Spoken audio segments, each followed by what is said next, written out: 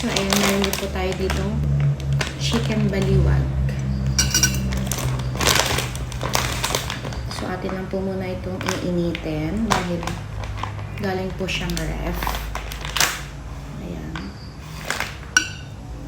Take out kagabi ng aking mahal.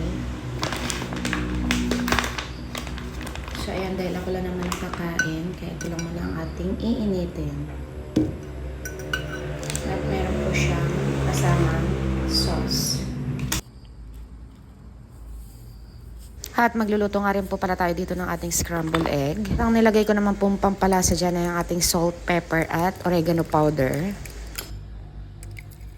At naglagay naman po tayo dyan ng ating butter sa isang kawali. At pag nagluto nga rin po pala ako dyan ng scrambled egg, ay malasado nga lang din po pala ang aking ginagawa. At pag ganito naman po yung itsura niya, ay okay na po yan para sa akin.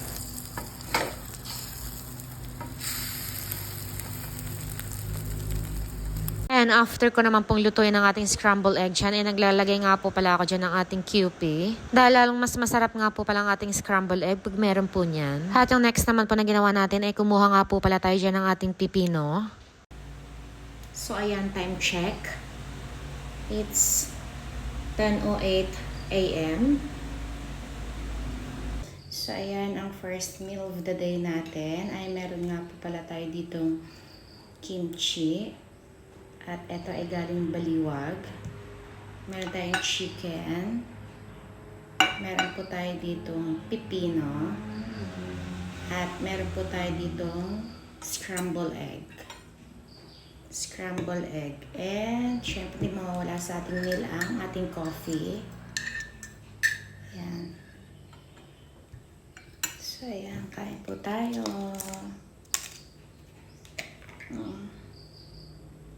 Napakasarap na kimchi. Ang ginagawa ko po ay ito lang ilalagay ko sa pipino.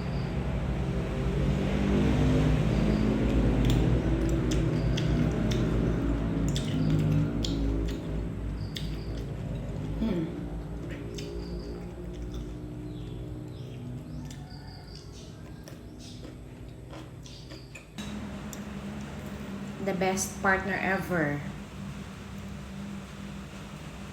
Yan, sa mga nagda-diet. Ito ang the best.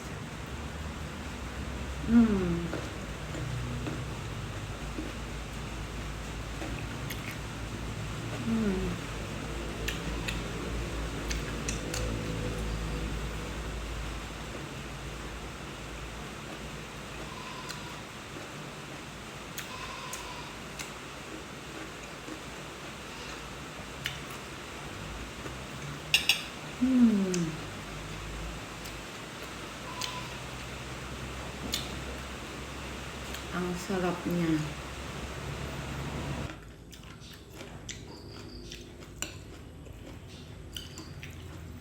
Ayan, chicken from baliwag.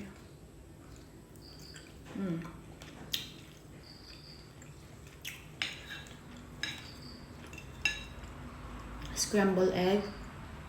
At ang nilagay nga po pala natin dito yung salt, pepper, then at naglagay ako sa top ng QP. Ang ginawa naman nating oil ay ang butter.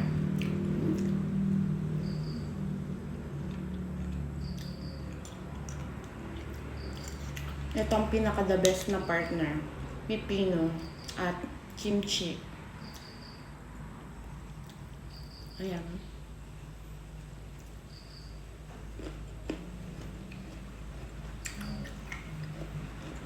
Kain po. Thank you for watching. Bye!